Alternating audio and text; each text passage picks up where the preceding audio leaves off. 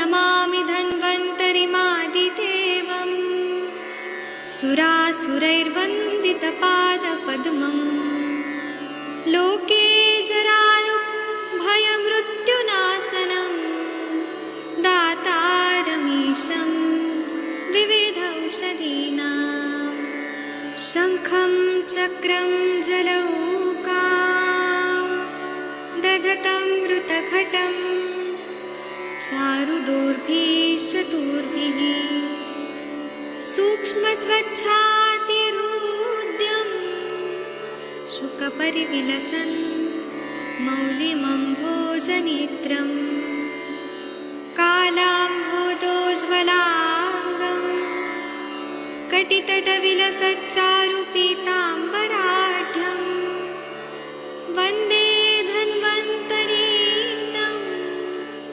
निखिलगदवन् प्रौढदावाग्निलीलं प्रौढदावाग्निलीलं प्रौढदावाग्निलीलम्।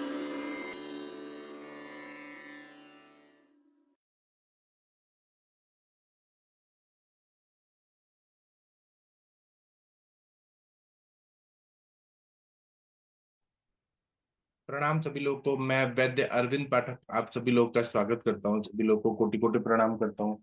शायद अभी सभी लोग सो रहे हैं, इसलिए केवल मनीषा मैडम ही जुड़ पाई हैं। 1 मिनट मैं यहाँ पे लेके आता हूँ अष्टांग हृदय।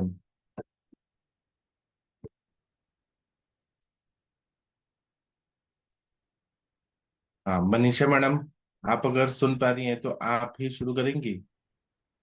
वीना मैडम जी हाँ जी, पढ़िए। एक त्रिंशोऽध्यायः, यही है ना सर? हाँ जी। क्षुद्र रोग विज्ञान क्रम प्राप्त शिक्षासुराः अथातः क्षुद्र रोग विज्ञानीयं विख्यायास्यामः इति स्यामुरात्रय अदयो महर्षयः। गद्दः सूत्रे स्निग्धा स्वर्णा ग्रथिता नीरुजा मुदसन्निमा पिटको कफवाताभ्यां बालानां जगलिका। हाँ वीना मैडम इनके पीछे पीछे पढ़िए। हाँ। स्निग्धा सवर्णा प्रथिता नीरुजा मुद्गसन्निभा। बोल रहा है कोई? पीटिका कफवाताभ्यां बालानां अजगल्लिका। हाँ इसका हिंदी वाला पढ़ते हैं। हाँ ये पढ़ दीजिए हिंदी वाला। एक जी सर। सेकंड पढ़िए अब मनीषा। इसके आगे क्षुद्र रोग विज्ञानीय अध्याय का व्याख्यान करेंगे। जैसा कि आत्रेय आदि महर्षियों ने कहा था। वक्तव्य है, क्षुद्र रोग यह संज्ञा प्राचीन आचार्यों की है अथवा क्षत्रियों गच्छन्ति, इस न्याय से यह नाम ठीक है। अजगल्लिका के लक्षण।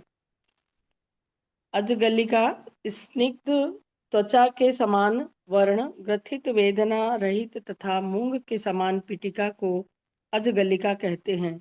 यह पिटिका कफ और वायु से होती है, प्रायः बालकों में होती है।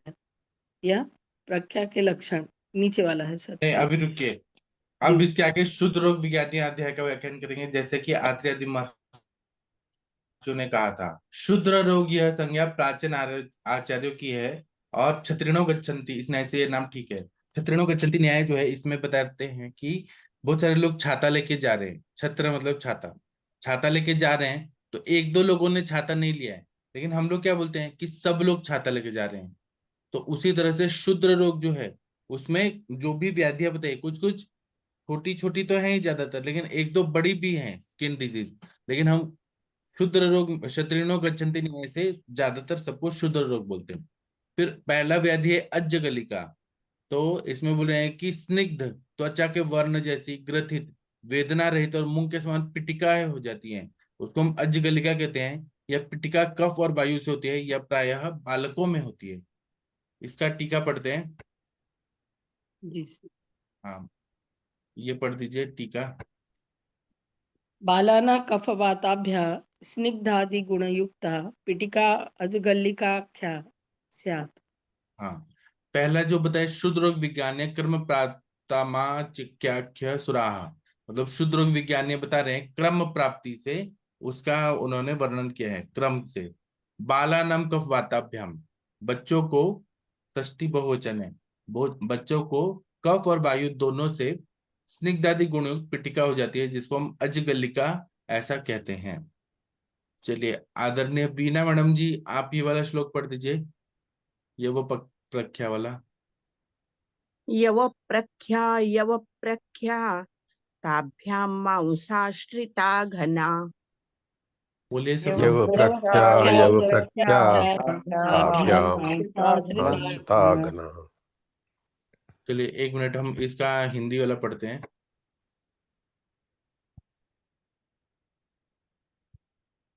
ये वो प्रख्या, इसका लक्षण, ये पढ़ दीजिए। हाँ, पढ़ती हूँ। यव प्रख्या, यव प्रख्या के लक्षण, वात कफ के कारण, यव संज्ञक पीटिका जौ के आकार की, बीच में मोटी, किनारों पर पतली, मांस में आश्रित और कठिन पीटिका होती है।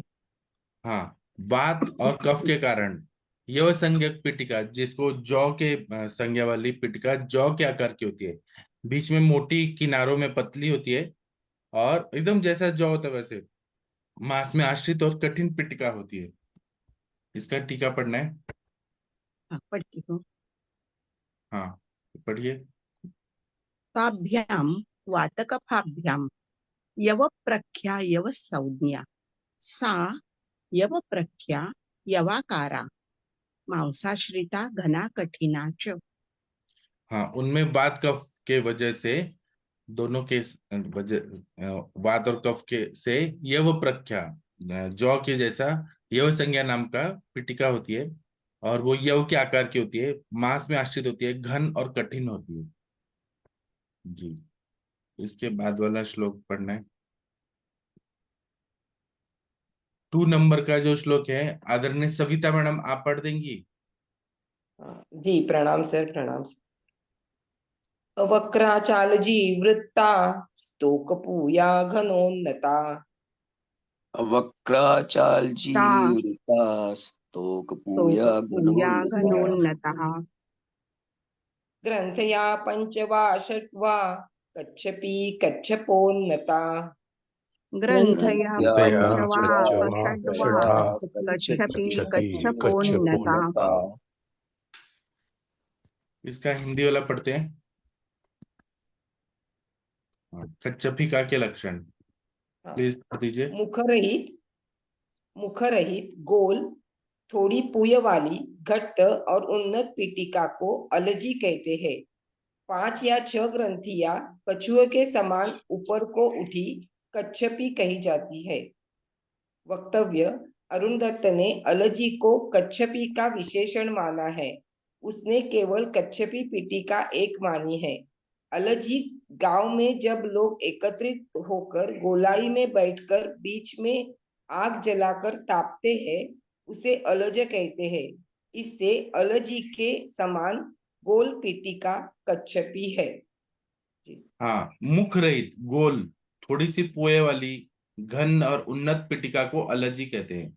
5 या 6 ग्रंथियां कछुए के समान ऊपर को उठी हुई रहती है, उसको कच्छपी कही जाती है। अरुण दत्त जी ने अलजी को कच्छपी का विशेषण माना है। उसने केवल कच्छपी पिटिका एक मानी है। अलजी मतलब गांव के सब लोग जब एकत्रित होकर गोलाई में बैठकर बीच में आग जलाकर तापते हैं, उसे अलज कहते हैं। जैसे अलजी के समान गोल पिटिका कच्छपी है। चलिए, इसका टीका पढ़ दीजिए। ग्रंथया पंचवा षड किंभूता अमुखास तथा अलजी वृत्ता वर्तुला स्तोकपूया घना उन्नताश्च कच्छपी इति उच्यते, सा च कच्छपोन्नता स्यात्। हाँ, ग्रंथि जब 5 या 6 होती है तो वो किस तरह की होती है? तो अमुखा, उसका मुख नहीं होता है, और तथा अलजीव वृता, अलजी जैसे ही गोल रहती है, और थोड़ा सा पोया, स्तोक मतलब थोड़ा सा पोया घन उन्नत रहती है। और जिस तरह से कछुआ का पीठ होता है, कछुआ जैसा होती है, इसको हम लोग कच्छपिका, कच्छप के पीठ की तरह उन्नत होती है, ऐसा होता है। चलिए, तीसरा नंबर का श्लोक है, आदरणीय प्रदीप सर आप पढ़ देंगे प्लीज। जी सर, नमस्कार। प्रणाम सर। कर्णस्योर्धव समन्तादा पीठिका कठिनो गृक। बोलिए। कर्णस्योर्ध्वसमन्ताद्वा पीठिका पीठिका कठिनो कठिनो गरुः। गरुः। चालुकाभा पनसिका शैलवा शोफस्तरूपलज्जस्थिरा। पीठिका। शोभस्वल्परुजस्थिरः। तो जी, इसका हम हिंदी वाला पढ़ते हैं। पनसिका के लक्षण। हाँ, पढ़िए। पनसिका के लक्षण। पनसिका कान के ऊपर अथवा चारों ओर कठिन एवं तीव्र वेदना वाली तथा पद्मकंद के समान पीठिका को पनसिका कहते हैं। हाँ, कान के ऊपर या चारों ओर कान के कठिन और तीव्र वेदना वाली और पद्म कंद के समान पिटिका हो जाती है, उसको पनसिका कहते हैं। इसका संस्कृत वाला पढ़ दीजिए। कर्णश्रेयोपरिष्ठात् परितो वा पीठिका कठिना तीव्र रुजा शालुकनिभा पंसिका संज्ञा। हाँ, कर्ण के ऊपर या पूरे चारों ओर पिटिका कठिन तीव्र रुजा वाली होती है और शालुक जैसी होती है, उसको पनसिका कहते हैं। फोर्थ नंबर का जो श्लोक है, आदरणीय महाजन सर आप पढ़ देंगे प्लीज। प्रणाम सर। हाँ जी। शोफस्तव अल्परुजात् स्थिर। बोलिए सब लोग। शोफस्त अल्परुजा स्थिर अनुसंधि समुद्भव भूतस्य तभ्या पाषाण गर्धव। अनुसंधि समुद्रभूतस्ताभ्या पाषाण गर्दभ। चलिए, इसका पढ़ दीजिए, फोर्थ का हिंदी वाला। हाँ जी। जी। अनुसंधि में वात कफ के कारण उत्पन्न थोड़ी वेदना वाले स्थिर शोफ को पाषाण गर्दभ कहते हैं। हाँ, हनुसंधि सब मैंडिबुलर ज्वाइंट जो है, हनुसंधि में कान के नीचे वात कफ के कारण उत्पन्न थोड़ी वेदना वाली स्थिर शोफ हो जाती है, उसको पाषाण गर्दभ कहते हैं। हाँ, इसका हिंदी संस्कृत पढ़ दीजिए। हाँ जी। शोफ शोफोत्परुजा स्थिरो हनुसंधि मिश्रितो वात कफभ्या पाषाण गर्दभ। हाँ, शोफ युक्त ऐसा शोफ जो अल्प रुजा वाला स्थिर है, हनुसंधि में समाश्रित है, वात कफ से होता है, उसको पाषाण गर्दभ नाम का ये बोलते हैं, व्याधि बोलते हैं, शुद्र रोग। तो पांचवें नंबर का श्लोक है, आदरणीय वर्षा मैडम जी आप पढ़ देंगी। डॉक्टर वर्षा कौशिक मैडम जी जी जी। आप पढ़िए।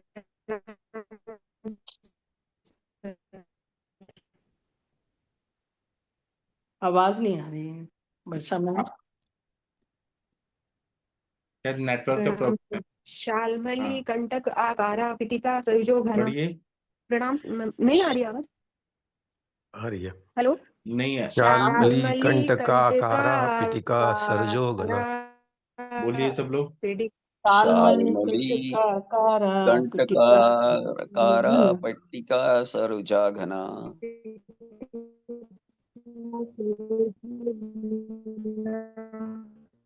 मेदो गर्भा गर्भा मुखे यूना ताभ्या च मुख दूषिका। मुख दूषिका। इसका हिंदी में पढ़ते हैं। मेदो गर्भा मुखे यूना ताभ्याम। हाँ, पढ़िए, हिंदी वाला पढ़िए। पढ़िए प्रदीप सर। वात एवं कफ के कारण सेमल के कांटों के समान वेदनाशील घट तथा मेद से भरी पीठिकाएं युवकों के मुख पर होती हैं। ये मुख को दूषित कर देती हैं। हाँ, वात और कफ के कारण सेमल के कांटों के समान, सेमल होता है ना शालमली, उसके कंटक के समान वेदनाशील घट और मेद से भरी हुई पिटकाएं युवकों के मुख पर होती है, ये मुख को दूषित कर देती है, इसको युवान पिटका, पिंपल्स टाइप से कहते हैं, पिंपल्स, युवान पिटका। ये तारुण्य पेटिका के बारे में बोल हाँ, दिया ना। उसको ही मुख दूषिका कहते हैं जी। इसका टीका पढ़ दीजिए आदरणीय प्रदीप सर। वात कफाभ्या शाल्मली कंटक सदृशा पीठिका रुजान्विता घना मेतो गर्भस्थ रुणाना मुखे स्यु ताश्च मुख दूषिका। वात कफ से शाल्मली के कंटक जैसा पिटका हो जाती है, जो तीव्र रुजा वाली होती है, घन होती है, मेदो गर्भा मेद युक्त रहती है, और तरुणानाम मतलब षष्ठी बहुवचन तरुण के मुख में होती है, तरुणों को, उसको मुख दूषिका भी कहते हैं। छठवां नंबर का जो श्लोक है आदरणीय वीणा मैडम या मनीषा मैडम कोई पढ़ दीजिए। हाँ, मैं पढ़ती हूँ। ते हाँ, ते पद्मकंटका ज्ञेया यई पद्ममिव कंटकैः ते पद्म कंटका गेया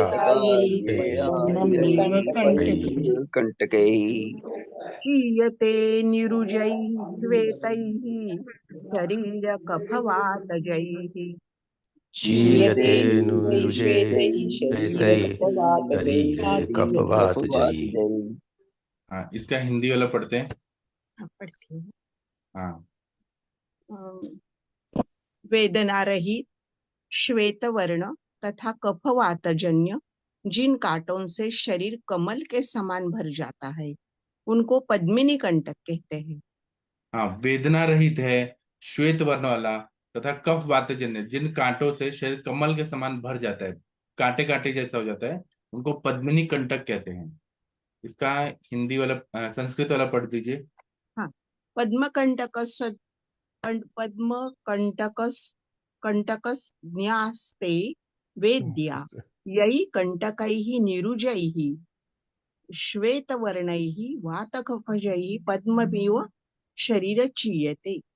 हाँ, पद्म कंटक संज्ञा वाले जो कंटक ऐसे हो जाते हैं जो बिना वेदना वाले रहते हैं, श्वेत वर्ण के रहते हैं, वात कफ से युक्त होते हैं, और पद्म जैसे रहते हैं, मतलब कमल जैसे रहते हैं, शरीर में आ जाते हैं, उनको हम पद्म कंटक बोलते हैं। सातवां नंबर का श्लोक है, कोई पढ़ दीजिए प्लीज। मैं पढ़ देती हूँ सर। हाँ जी। पित्तेन पिटिकावृता पक्को धूम्ररस निभा पित्तेन पिटिकावृता पको दुम्बरसन्निभा महादाह ज्वरकरी विवृता विवृत्तानान महादाह विवृता आनना। क्या हिंदी वाला पढ़ते हैं? हाँ, विवृता के लक्षण सातवां। हाँ, पढ़िए। विवृता पित्त के कारण गोल पके हुए गुलर के समान अतिशय दाह एवं ज्वर करने वाली खुले हुए मुख की पिटिका को विवृता कहते हैं। हाँ, पित्त के वजह से गोल पके हुए उदुम्बर के समान अतिशय दाह और ज्वर करने वाली खुले हुए मुख की पिटिका को विवृता कहते हैं। इसको हम पढ़ते हैं। हाँ, पढ़िए। पित्तेन या पिटिका वर्तुला पक्को दुम्बर फलनिभा महादाह ज्वर कृच्छ सा विवृताख्या विवृत मुखा स्यात्। हाँ, पित्त से जो पिटिका होती है, जो गोल होती है, पका हुआ उदुम्बर के फल जैसी होती है, और बहुत दाह और ज्वर को करती है, उसको विवृता या विवृत मुखा ऐसा कहा जाता है। चलिए, आठवां नंबर का श्लोक है, ये कौन पढ़ेगा? सविता मैडम, आप पढ़ेंगी? हाँ हाँ, प्रणाम से पढ़ती हूँ। गात्रेषु अन्तश्च वक्रस्य दाहज्वररुजान्विताः गात्रेषु गात्रेष्वन्तश्च वक्रस्य दाहज्वररुजान्विताः मसूरमात्रास्तद्वर्णात् तत्संज्ञा पीठिका घनाः मसूरमात्रास्तद्वर्णा तत्संज्ञा पिटिका हिंदी वाला पढ़ दीजिए जी। शरीर में तथा मुख के अंदर दाह ज्वर तथा वेदना से युक्त मसूर के समान मसूर के वर्ण की तथा घनी पीठिकाएं मसूरिका कही जाती है। हाँ, शरीर में या मुख के अंदर दाह ज्वर और वेदना से मसूर के समान छोटी छोटी मसूर के वर्ण की तथा घनी पिटिकाएं मसूरिका कही जाती हैं। इसका हम टीका पढ़ेंगे। हाँ, ये पढ़ दीजिए। हाँ। गात्रेषु अवयेषु वक्रस्य च अंतरे दाहादियुता मसूर प्रमाणात् तद्वर्णात् तत्संज्ञा मसूरिका घना पीटिका। हाँ, शरीर में या चेहरे पे मतलब वक्र से चादरी मतलब मुख के अंदर दहादी युक्त मसूर के प्रमाण जैसे कलर की ऐसे छोटी छोटी पिटकाएं होती हैं, मसूर का जैसे घन होती हैं, उनको हम मसूरिका कहते हैं। तो इसके बाद का जो श्लोक है, आदित्य सर आप पढ़ सकते हैं या कोई और पढ़ दीजिए? जागीर सिंह जी, मनीषा मैडम, कोई पढ़ दीजिए। ततः कष्टतरा स्फोट विस्फोटाख्या महारुजः ततः कष्टतरः स्फोटा स्फोटा विस्फोटाख्यः महारुजः। हाँ, इसका हम ये पढ़ते हैं हिंदी वाला। हाँ, विस्फोटक पढ़ दीजिए। मसूरिकाओं से अधिक कष्टदायक और अतिशय वेदना वाले छालों को विस्फोट कहते हैं।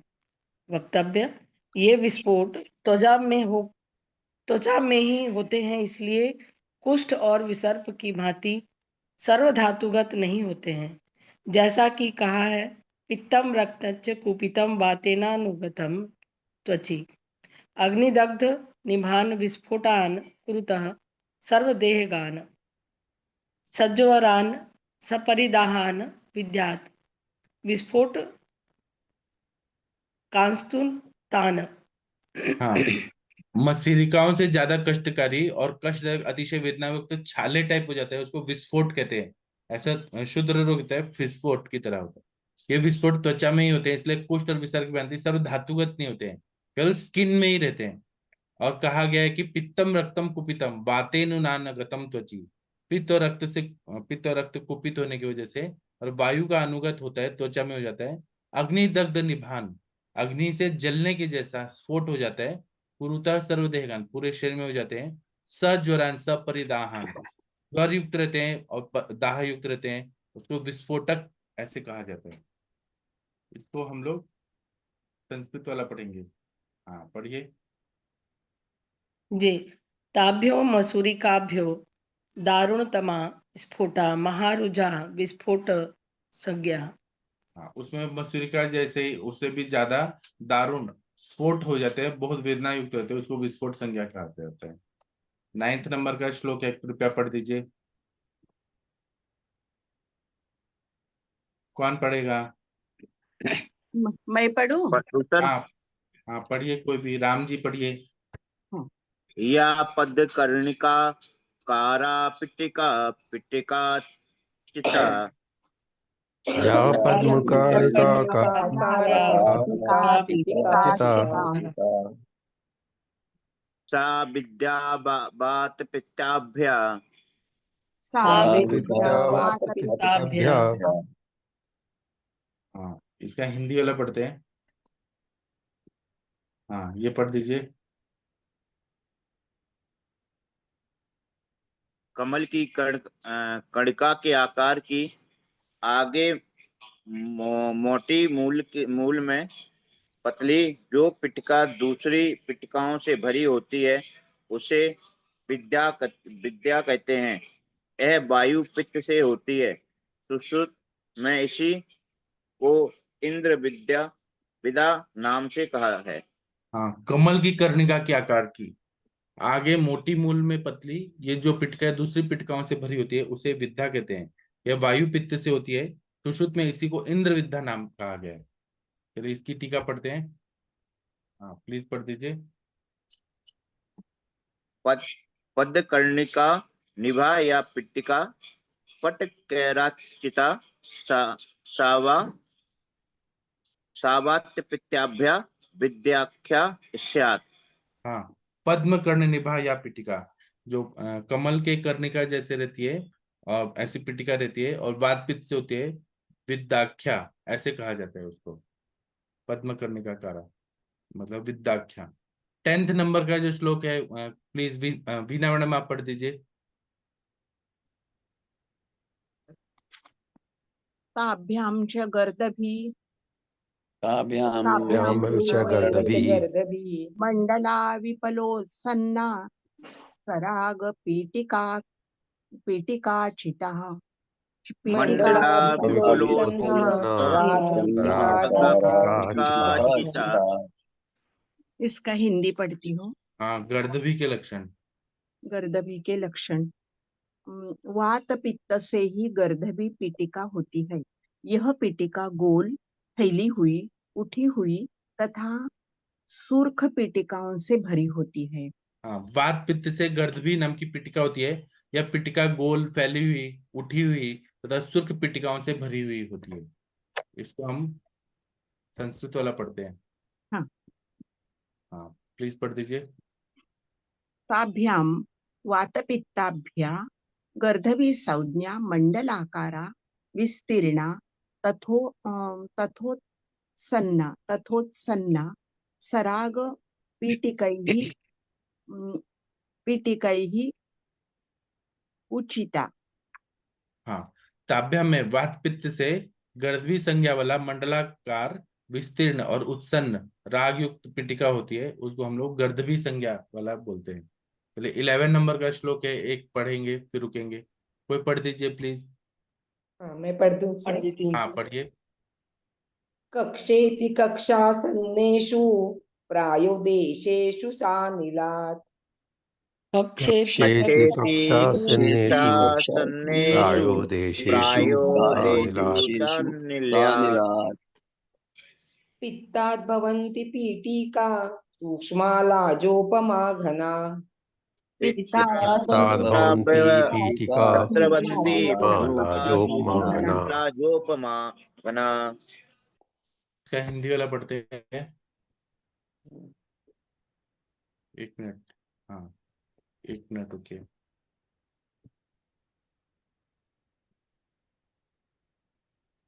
हाँ, ये पढ़ दीजिए। जी जी। कक्षा कक्षा बगल के नजदीक के भागों बाहु पार्श्व अंश में वायु युक्त पित्त से लाजा के समान जो सूक्ष्म और घनी पीठिकाएं होती है उसे कक्षा कहते हैं। हाँ, कक्षा मतलब बगल के नजदीक के भागों में बाहु पास अर्श में वायुक्त पित्त से लाजा के समान जो सूक्ष्म और घनी पीठिकाएं होती है उसको कक्षा कहते हैं। इसका ये पढ़ दीजिए संस्कृत वाला। कक्षा निकटेषु प्रदेशेषु सा गर्दभी कक्षेत इति उच्यते सा च वातात् स्यात्। आगे। तस्याम एव पित्तेन सूक्ष्मा पेटिका लाजाकारा घना कक्षा संज्ञा एव स्यु।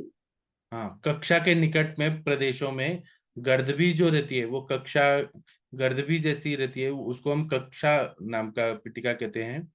वह वात से होती है। उसी तरह से अच्छा, एक मिनट, ये गर्दभी अलग है और कक्षा अलग है क्या? जो कक्षा कहते हैं, कक्षा मतलब ठीक है। हाँ, कक्षा नाम का ही है। उसमें पित्त से सूक्ष्म पीटिका होती है, लाजाकार होती है, घन होती है, उसको कक्षा ऐसा संज्ञा कहते हैं। चलिए, आदरणीय मनीषा मैडम, आप भगवान का प्रेयर कर देंगी? जी सर। हाँ जी। सविता देवता की स्तुति। जी। शुभ ज्योति के पुंज अनादि अनुपम ब्रह्मांड व्यापी आलोक करता दारिद्र दुख भय से मुक्ति कर दो पावन बना दो हे देव सविता। ऋषि देवताओं से नित्य पूजित हे भर्ग भव बंधन मुक्ति करता स्वीकार कर लो वंदन हमारा पावन बना दो हे देव सविता। हे ज्ञान के घन त्रैलोक्य पूजित पावन गुणों के विस्तार करता समस्त प्रतिभा के आदि कारण पावन बना दो हे देव सविता, पावन बना दो हे देव सविता। प्रणाम सर, सभी को नमस्कार, ओम शांति। हाँ, थैंक यू मैम, सभी को धन्यवाद। अब हम शाम को 7 बजे और रात को 9 बजे मिलेंगे। सभी को धन्यवाद, प्रणाम सभी लोग को।